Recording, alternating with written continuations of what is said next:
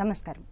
న్యాయసేవ కార్యక్రమానికి స్వాగతం. ఇవాళ మన అంశం హిందూ చట్టాలు న్యాయ సహాయం. ఈ అంశంపై సలహాలు సూచనలు అందించడానికి మనతో పాటు ఉన్నారు 7వ అదనపు చీఫ్ జ్యుడిషియల్ మెజిస్ట్రేట్ హైదరాబాద్ శ్రీమతి పి అరుణ్ కుమార్ గారు, అలాగే న్యాయవాది టి నిఖిల్ గారు. వారిచి విలువైన సలహాలు సూచనలు స్వీకరిద్దాం. జడ్జి గారు, హిందూ చట్టంలో ఉన్న ముఖ్య అంశాలు ఏంటి, దాని ఇంపార్టెన్స్ ఏంటి? మన హిందూ చట్టాల్లో ముఖ్యంగా రెండు చాలా ఇంపార్టెంట్ అయిన చట్టాలు అంటారండి. దాన్ని పర్సనల్ లాస్, టెరిటోరియల్ లాస్ అని అంటారు. పర్సనల్ లాస్ అంటే హిందూ లాస్, ముస్లిం లాస్, క్రిస్టియన్ లాస్ ఎవరికి వారికి రిలీజియస్ ప్రకారము డివైడ్ అయి ఉంటాయి. టెరిటోరియల్ లాస్ అంటే applicable to all the citizens, అంటే అందరికీ, ప్రతి ఒక్కరికి, ముస్లిం కానీ, క్రిస్టియన్కి కానీ, హిందూస్ కానీ వర్తించేది. ఎగ్జాంపుల్ ఏంటంటే ఐపీసీ కేసెస్, అలాగే కాంట్రాక్ట్ మ్యాటర్స్, సిఆర్పిసి, ఇప్పుడు కొత్తగా వచ్చిన బిఎన్ఎస్ఎస్, ఇవన్నీ కూడా టెరిటోరియల్ లాస్ అంటారు. అలాగే మనము ఈ హిందూ లాస్ ఎవరికి అప్లికబుల్ అవుతాయంటే హిందూస్కి, బుద్ధిస్ట్కి, అలాగే జైన్స్కి, అలాగే సిఖ్స్కి మాత్రమే హిందూ లాస్ అప్లికబుల్ అవుతాయి. అలాగే ముస్లిమ్స్కి, క్రిస్టియన్స్కి ఈ లాస్ అప్లికబుల్ కావు. అంటే అంటే హిందూస్ని గవర్న్ చేసేవి కొన్ని ఇంపార్టెంట్ లాస్ ఉన్నాయి. హిందూ లాస్ చాలా ఉన్నాయండి, కానీ అందులో ఇంపార్టెంట్ లాస్ మనం ఈరోజు తెలుసుకుందాము. అవి Hindu adoption and maintenance act, Hindu marriage act, Hindu minority and guardianship act, Hindu succession act, special marriage act, guardians and wards act, Hindu widows remarriage act, Hindu disposition of property act అని, Hindus women's right to property అని, personal laws అని, ఇలాంటివి కొన్ని important Hindu loss ఉన్నాయి. అందులో మన Hindu loss అనేవి చాలా డివైన్ అని అంటారు. హిందూ ధర్మాస్ అండ్ సనాతన ధర్మాస్ అని అంటాము. ఇవి హిందూస్కి ఎలా ఇంపాక్ట్ అవుతాయంటే మన పర్సనల్గా గ్రోత్ అవ్వటానికి, అలాగే మోరల్స్, వాల్యూస్, ఫ్యామిలీ, మ్యారేజ్, ఇవన్నీ ప్రాపర్టీ డిస్ట్రిబ్యూషన్ ఎలా చేయాలనేది ఈ హిందూ లాస్ ద్వారా మనము నడుస్తుంది. యాక్చువల్గా మన ఫ్యామిలీ కానీ ఇది కానీ నడుస్తుంది. సో మనము దీన్ని బట్టి చూసుకుంటే చాలా ఇంపార్టెంట్ ఆస్పెక్ట్ ఇది మనం ఈరోజు తెలుసుకునేది. సో ఈ క్వశ్చన్స్ కూడా తీసుకుందాం దీని నుంచి. లాయర్ గారు, అలాగే హిందూ వివాహ చట్టంలోని ముఖ్య అంశాలు ఏంటి? ఈ హిందూ మ్యారేజ్ యాక్ట్, హిందూ వివాహ చట్టం 1955 ప్రకారం చాలా ఇంపార్టెంట్ ప్రొవిజన్స్ ఉన్నాయండి. మొదటిది వచ్చేసరికి అసలు మ్యారేజ్ అంటే ఏంటి, ఆ ప్రొవిజన్స్ అంటే ఏంటి, దానికి కొన్ని కండిషన్స్ సెక్షన్ 5లో ఉంటాయి. అంటే ఫర్ ఎగ్జాంపుల్ అబ్బాయిలకు వచ్చేసరికి 21 ఇయర్స్ మినిమం ఏజ్ ఉండాలి, ఆడపిల్లలకు వచ్చేసరికి 18 ఇయర్స్ ఉండాలి. రెండో విషయం వచ్చేసరికి ఏంటి అంటే at the time of marriage, అంటే పెళ్లి చేసుకునే టైంకి అతనికి మరో వివాహం ఉండకూడదు, ఇద్దరు బీట్ అబ్బాయికి ఆర్ అమ్మాయికి, ఇంకో అలా సర్టన్ కండిషన్స్ ఉంటాయండి. రెండోది వచ్చేసరికి ఇన్ కేస్ భార్య కానీ భర్త కానీ కలిసి ఉండట్లేదు, ఒకళ్ళు వెళ్ళిపోయారనుకోండి, కాపురం సరిగ్గా చేయడానికి సెక్షన్ 9 కింద రెస్టిట్యూషన్ ఆఫ్ కాంజుగల్ రైట్స్ అనే ఒక ఇంపార్టెంట్ ప్రొవిజన్ ఉంది. దాని ప్రకారం అసలు వితౌట్ ఎనీ రీజన్, అంటే ఏ రీజన్ లేకుండా ఒక బీట్ వైఫ్ కానీ హస్బెండ్ కానీ వదిలేసి వెళ్ళిపోతే కోర్టులో మనం పిటిషన్ వేసి మళ్ళీ కాపురం చేయడానికి చేసుకోవచ్చు. ఇంకొకటి ఏంటి అంటే ఏమన్నా క్రూవాలిటీ కానీ ఇలా ఏమైనా ఉంటే కనుక డైవోర్స్ ప్రొవిజన్స్ కూడా మనకి హిందూ మ్యారేజ్ యాక్ట్, హిందూ వివాహ చట్టంలో కలిగి ఉన్నాయి. క్రూవాలిటీ కానీ, బైగమీ కానీ, ఇలా ఏ ఇతరితర రీజన్స్ ఉంటాయి సెక్షన్ 11, 12, 13 కింద ఉంటే కనుక. రెండోది ఇంపార్టెంట్ ప్రొవిజన్ ఏంటి అంటే ఎక్కడా కనబడింది సెక్షన్ 24 and 25, అంటే మెయింటెనెన్స్. ఈ సెక్షన్ 24, 25లో ఇంపార్టెంట్ ప్రొవిజన్ ఏంటి అంటే భార్య కానీ భర్త కానీ ఇద్దరు ఇన్ కేస్ వాళ్ళు మెయింటైన్ చేసుకోలేకపోతే గనక వాళ్ళు ఈ హిందూ మ్యారేజ్ యాక్ట్ సెక్షన్ 24 కింద ఇంటరిమ్ మెయింటెనెన్స్, అంటే ఆ కేసు నడిచేలోపు మెయింటెనెన్స్, లేదంటే permanent alimony are maintenance section 25 కింద అడగచ్చు. ఇలా అన్ని ప్రొవిజన్స్ కలిగి ఉన్నాయి. ఓకే, ఒక కాల్ తీసుకుందాం అండి. వైజాగ్ నుంచి కావ్య. హలో కావ్య గారు, నమస్తే అండి, చెప్పండి. నమస్తే అండి. Good morning madam. Good morning అమ్మా. మేడం, అంటే నాది మెయింటెనెన్స్ కేసు అనేది కోర్టులో పెట్టాం మేడం మేము. అయితే అది ఇప్పుడు వాళ్ళు ఏం చేస్తున్నారంటే ఆయన ఒక గవర్నమెంట్ ఎంప్లాయీ, మెయింటెనెన్స్ ఇవ్వాల్సి వస్తుందని లోన్స్ అనేది ఫుల్ గా వాడేసి మినిమం బ్యాలెన్స్ చూపిస్తున్నారు. ఓకే, దాని వల్ల మాకు మెయింటెనెన్స్ తగ్గుతుందా లేకపోతే ఏంటి అనేది మేడం. ఓకే, ఎప్పటి నుంచి ఇవ్వట్లేదమ్మా మెయింటెనెన్స్? మెయింటెనెన్స్ అనేది ఇంటర్ మెయింటెనెన్స్ అని వస్తుందండి. ఇంటర్ మెయింటెనెన్స్ 8,000 వస్తుంది. ఓకే, బట్ ఇప్పుడు ఏంటంటే మెయిన్ మెయింటెనెన్స్ ప్రొసీడింగ్ లో ఉంది మేడం. పిల్లలు ఉన్నారమ్మా మీకు? ఒక బాబు ఉన్నాడు. బాబు ఎక్కడున్నాడు? నా దగ్గరే ఉన్నాడు మేడం. ఓకే, ఇప్పుడు 8,000 తీసుకుంటున్నారు ప్రజెంట్ అయితే. తీసుకుంటున్నాం మేడం. మెయిన్ మెయింటెనెన్స్ లో ఏంటంటే నేను ఇవ్వలేను, నాకు ఇన్ని లోన్స్ ఇదంతా ఉంది అని చెప్తున్నారు మేడం వాళ్ళు. దాని వల్ల మెయిన్ మెయింటెనెన్స్ ఏమైనా తక్కువ వస్తుందా లేకపోతే ఏంటి అనేది కనుక్కోవడానికి మేడం. గవర్నమెంట్ జాబ్ అని చెప్పారు కదా? అవును మేడం. ఓకే జడ్జి గారు. అంటే అమ్మా మీకు మ్యారేజ్ ఎన్నాళ్ళు అయిందమ్మా? మ్యారేజ్ అయ్యి 6 years అవుతుంది మేడం. ఎప్పటి నుంచి విడిగా ఉంటున్నారు మీరు? మేము ఒక 3 years బ్యాక్ వాళ్ళు కొట్టేసి ఇంట్లో పంపించేశారు మేడం. ఓకే అమ్మా. అప్పుడు కాపురానికి తీసుకెళ్ళమంటే లేదు నేను తీసుకెళ్ళమని చెప్పారు. అమ్మా మెయింటెనెన్స్ కేసేసారు మేడం. ఓకే అమ్మా, ఆయన గవర్నమెంట్ ఎంప్లాయీ అంటున్నారు కాబట్టి మీకు ఖచ్చితంగా మంచి అమౌంట్ ఆఫ్ మెయింటెనెన్సే వస్తుంది. ఎందుకంటే ఆయన శాలరీ ఎంత ఉందో జడ్జి గారు చూస్తారు. అలాగే ఆయన లోన్స్ ఉన్నాయంటున్నారు కదా, దానికి సంబంధం ఉండదు. బికాజ్ మీకు కావాల్సినంత మీరు మెయింటైన్ చేసుకోగలిగినంత అమౌంట్ మీకు ఖచ్చితంగా ఇస్తారండి మెయింటెనెన్స్. అవి పరిశీలించి కోర్టు వారు 2 పక్షాల వారు ఎవిడెన్స్ తీసుకుంటారు ముందు. అంటే మీరు ఏ పని చేయట్లేదు, సో మీరు ఖాళీగానే ఉంటున్నారు, కానీ ఆయన గవర్నమెంట్ ఎంప్లాయీ, ఆయనకి జీతము ఆయన శాలరీ ఎంత వస్తుంది అవన్నీ కూడా అసెస్ చేసి మీకు మంచి అమౌంటే వస్తుందండి. దానికి తగ్గట్టే మీకు వస్తుంది. మీరు ఇప్పుడున్న ప్రజెంట్ సినారియో, ఇప్పుడున్న ప్రజెంట్ కాస్ట్ ఆఫ్ లివింగ్ బట్టి మీకు ఇవ్వడం జరుగుతుందమ్మా. దాన్ని మీరేమీ భయపడక్కర్లేదు. Okay madam. మేడం ఇంకో చిన్న డౌట్ మేడం. చెప్పండి మేడం. ఇప్పుడు మేము వాళ్ళ ఇంట్లో ఉండి మాకు మినిమం మెయింటెనెన్స్ ఇప్పుడు 8,000 తోటి మేము వాళ్ళ ఇంట్లోనే ఉండడానికి ఏదైనా ఆపర్చునిటీ ఉందా మేడం? ఉంటుందమ్మా. యాక్చువల్గా రైట్ టు సపరేట్ రెసిడెన్స్ అని కూడా మీరు section 18 of Hindu adoption and maintenance Act కింద మీరు వేసుకోవచ్చమ్మా. అంటే సపరేట్ రెసిడెంట్ అంటే మీకు రెంట్గా ఉండి కూడా ఆ రెంట్ అమౌంట్ కూడా క్లెయిమ్ చేయొచ్చు. అది కాకుండా మీరు అదే ఇంట్లో ప్రొటెక్షన్ ఆర్డర్ కూడా తీసుకోవచ్చమ్మా. ఎలా అంటే సపరేట్ అదే ఇంట్లో మీరు ఒక రూమ్ కూడా అడిగి తీసుకుని అందులో ఉండొచ్చు. అందులో డీవీసీలో అందులో ముఖ్యమైన ప్రొవిజన్ ఉంటాయి. డీవీసీ అంటే డొమెస్టిక్ వైలెన్స్ యాక్ట్ ఉంది కదమ్మా, దాంట్లో ముఖ్యంగా సపరేట్ రెసిడెంట్ ఇవ్వడానికి కూడా ఆస్కారం ఉంటుంది. అలాగే ఈ Hindu Maintenance Adoption and maintenance Act కింద కూడా మీరు అడగచ్చు. Okay madam. అంటే వాళ్ళలోనే ఉండి ఒక 8,000 మినిమం మెయింటెనెన్స్, ఎందుకంటే వాళ్ళు మమ్మల్ని చూడరు మేడం, కాబట్టి మా ఖర్చులు మేము పెట్టుకుంటూ ఆ ఇంట్లో ఉండడానికి అవుతుంది కదా మేడం? అడగచ్చమ్మా, మీరు అడగచ్చు, తప్పకుండా అడగచ్చు. ఇప్పుడు ఈ మెయింటెనెన్స్ మెయిన్ దాంట్లోనే మేము ఈ క్వశ్చన్ అనేది రేస్ చేయొచ్చా మేడం? లేదమ్మా, మీరు సెక్షన్ ఆఫ్ లా చేంజ్ చేసుకోవాలి. అంటే రైట్ టు సపరేట్ రెసిడెంట్ అన్నా, లేకపోతే అక్కడ రెసిడెంట్ అక్కడే ఉండాలని కూడా అడగచ్చు. సపరేట్గా అప్లికేషన్ వేసుకోవాల్సి ఉంటుంది. మరో కాల్ తీసుకుందండి. వైజాగ్ నుంచి దివ్య గారు. హలో. హలో, నమస్తే మేడం. నమస్తే అమ్మా, చెప్పండి. నా పేరు దివ్య అండి, నేను వైజాగ్ నుంచి మాట్లాడుతున్నాను. ఓకే అమ్మా. ఫిబ్రవరి 2022లో నాకు ఓకే. హలో దివ్య గారు. ఓకే జడ్జి గారు, హిందూ వారసత్వ చట్టం ఏం చెప్తోంది?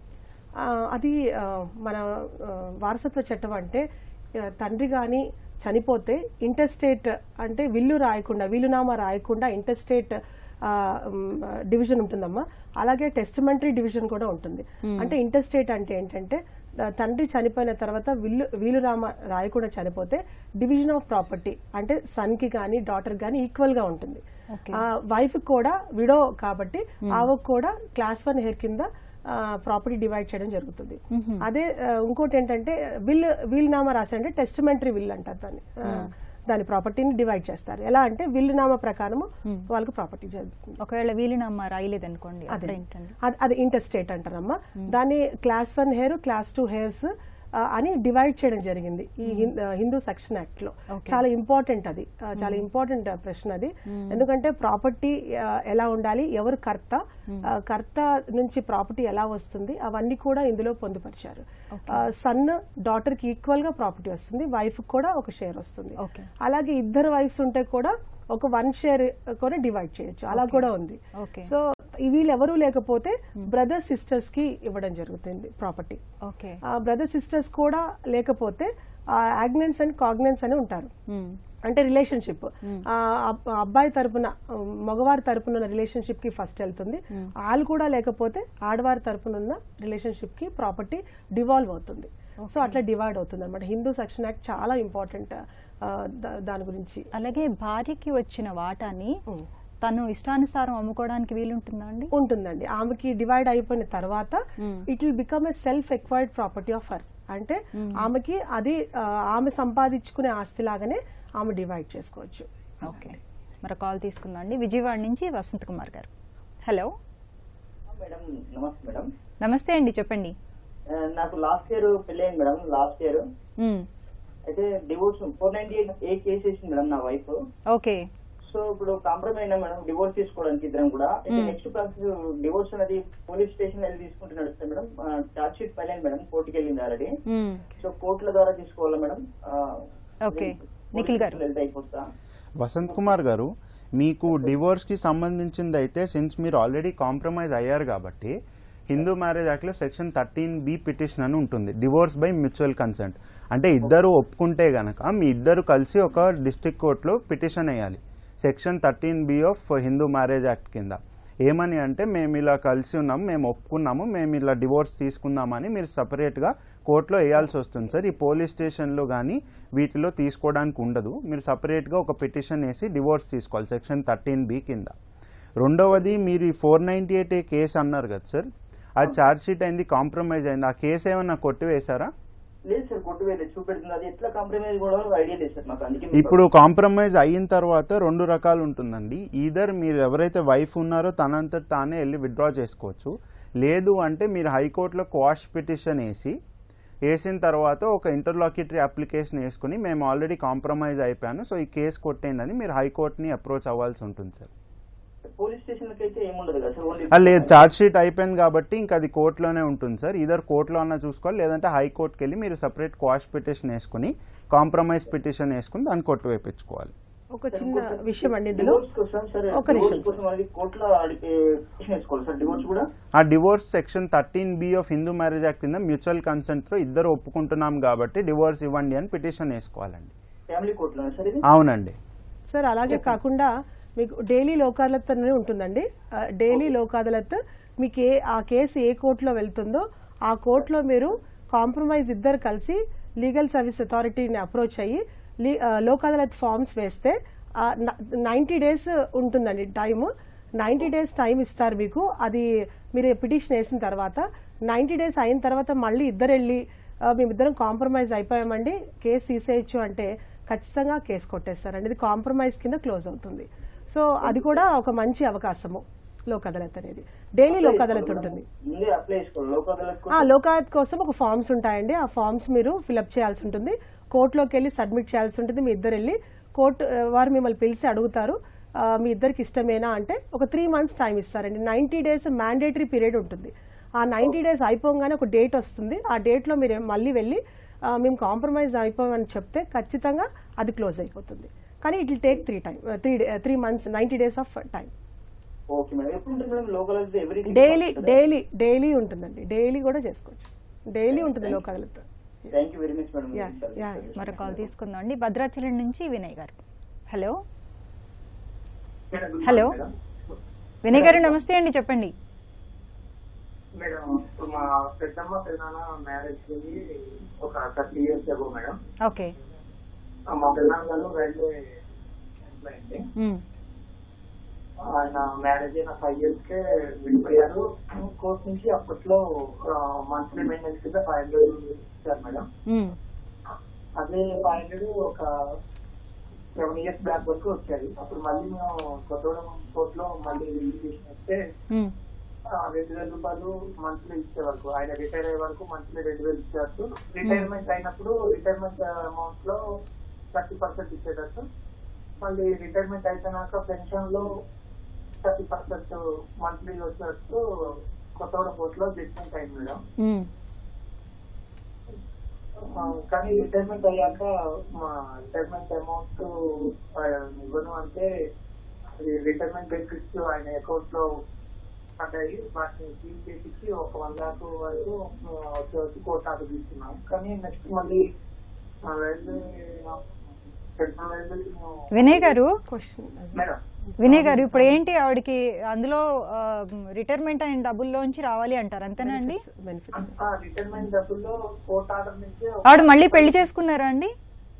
లేదు మేడం, ఒంటరిగా ఉంటున్నారు. కూతురికి మా తాతయ్య గారే పెళ్లి చేశారు మా అక్కకి. ఓకే ఓకే రిటైర్మెంట్ బెనిఫిట్స్ కావాలి అని తప్పకుండా వస్తాయండి. ఆమె ఆవిడ రీమ్యారేజ్ చేసుకోకపోయింటే ఖచ్చితంగా ఆవిడకి బెనిఫిట్స్ వస్తాయండి.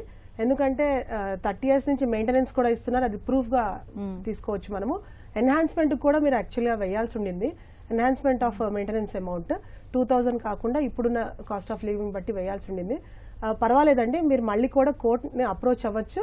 కోర్టుని అప్రోచ్ అయ్యి బెనిఫిట్స్ రిలీజ్ చేయమని కూడా అడగచ్చు. ఎందుకంటే అది పార్టిషన్ లాగానే ఇది కూడా చేస్తారు, ఇది కూడా డివైడ్ అవుతుంది ప్రాపర్టీస్. అలాగే రిటైర్మెంట్ బెనిఫిట్స్ వస్తాయంటారా విడాకులు వస్తాయండి వస్తాయి. విడాకులు తీసుకోకపోతే అప్పుడు కూడా వస్తాయి. ఓకే, రెండు ఎలాగైనా వస్తాయి. ఓకే, మరో కాల్ తీసుకుందాం అండి. హైదరాబాద్ నుంచి సరిత గారు.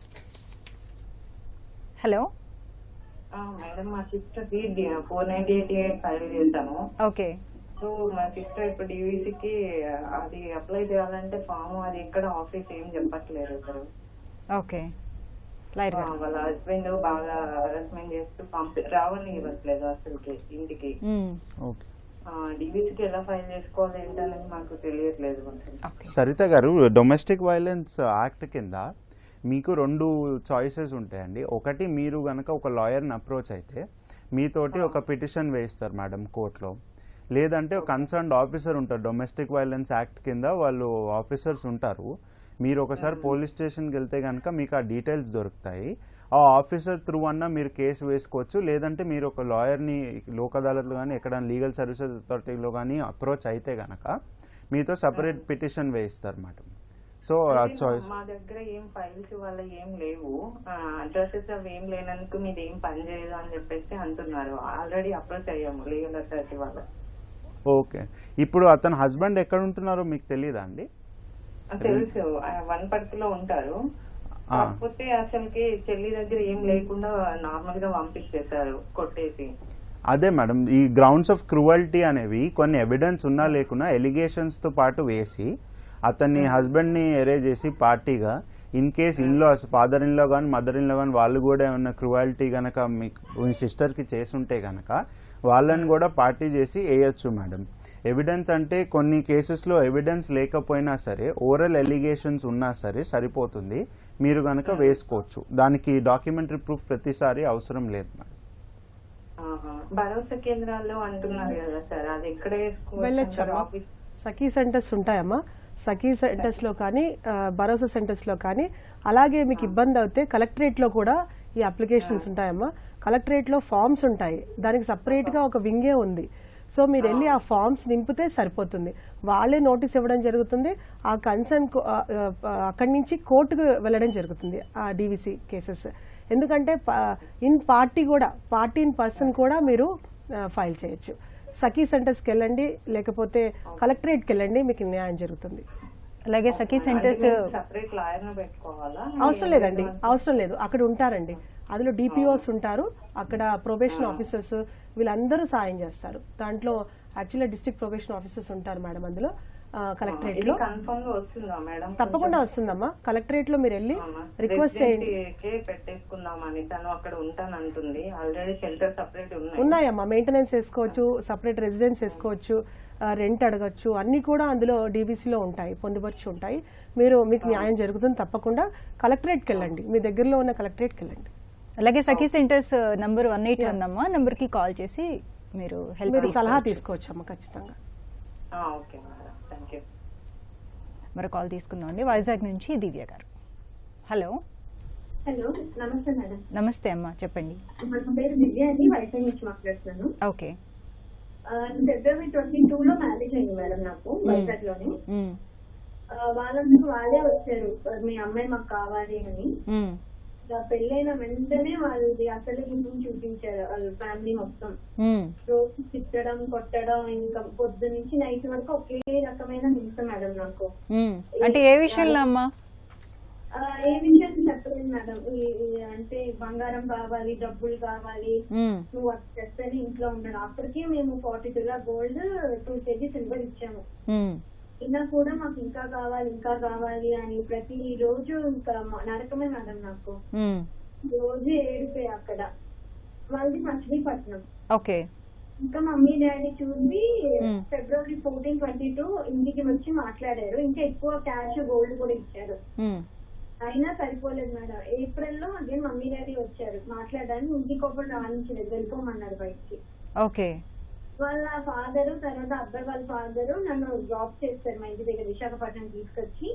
ఇలాగ నువ్వు డబ్బులు నగలతో వస్తేనే లేకపోతే రావద్దు అని చెప్పి చాలా గొడవ పెట్టి కొట్టి పంపించారు మేడం. మీ హస్బెండ్ ఏమంటున్నారమ్మా?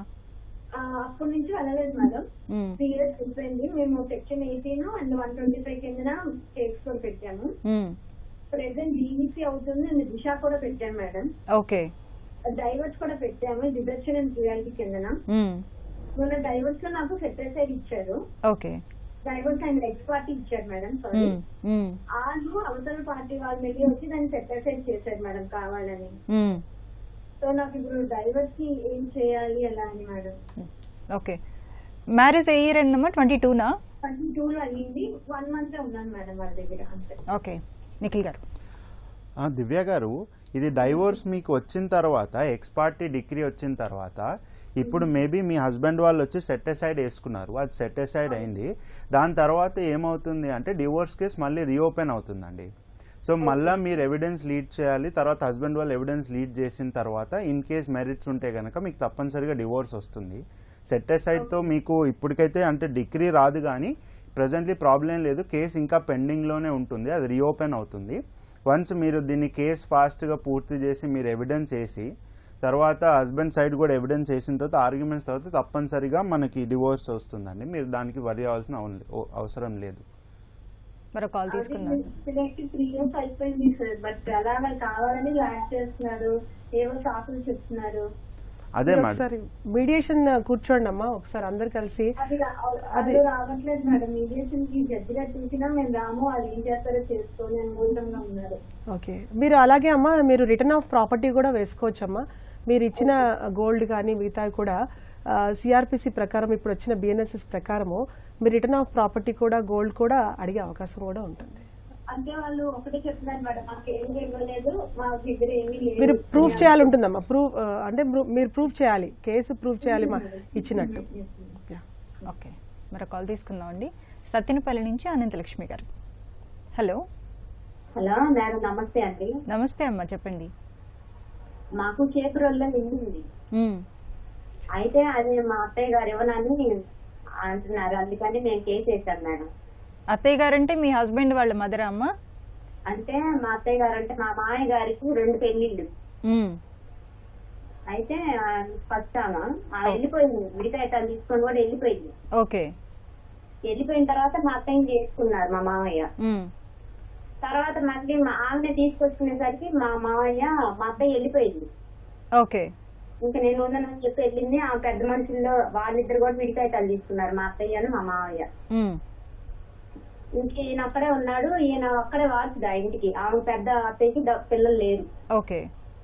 ఈయనే వారసుడు, ఎప్పుడన్నా వెళ్ళి వస్తా ఉంటారు. అయితే ఇంక తర్వాత ఇల్లు ఉంటే మాకు సగం ఆమెకు సగం అని చెప్పి మా మామయ్య చెప్పారు. అయితే మా మామయ్య చనిపోయి కూడా 20 సంవత్సరాలు అవుతుంది. ఓకే.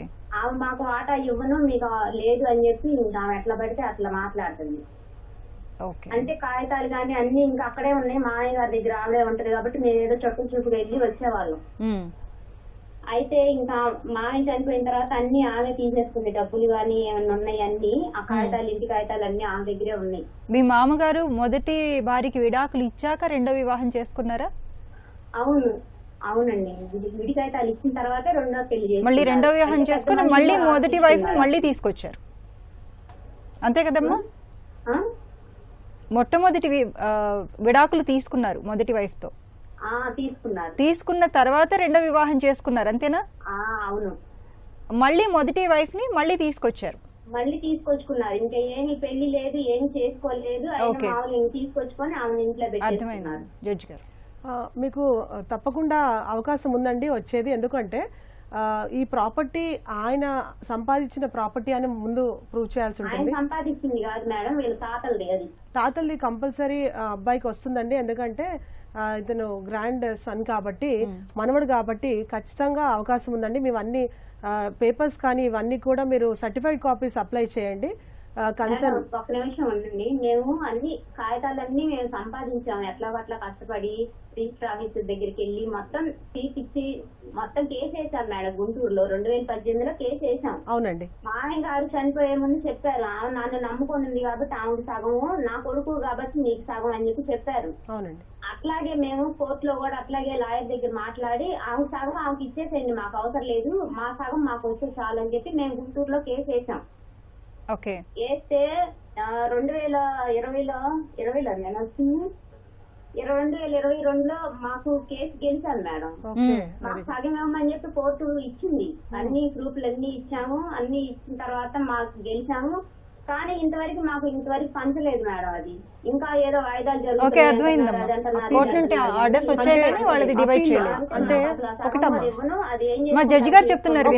ఒక నిమిషం, అది ఆ కేసు అప్పీల్కి వెళ్ళిందేమో అమ్మ, ఒకసారి చూసుకోండి. ఆవిడ అదే సైడ్ మీ అత్తగారు ఉన్నారు కదా, ఇప్పుడు ఆవిడ ఏమన్నా పై కోర్టులో ఏమన్నా అప్పీల్ చేశారో లేదో ఒకసారి చెక్ చేసుకోండి అమ్మా. ఒకవేళ అలా చేయకపోతే మీరు ఎగ్జిక్యూషన్ కి వేసుకోవచ్చు అమ్మా. అంటే మళ్ళా పిటిషన్ వేసుకుని డివైడ్ చేయమని చెప్పి మళ్ళీ అడగచ్చు. ఫైనల్ డిగ్రీ అని అంటాము.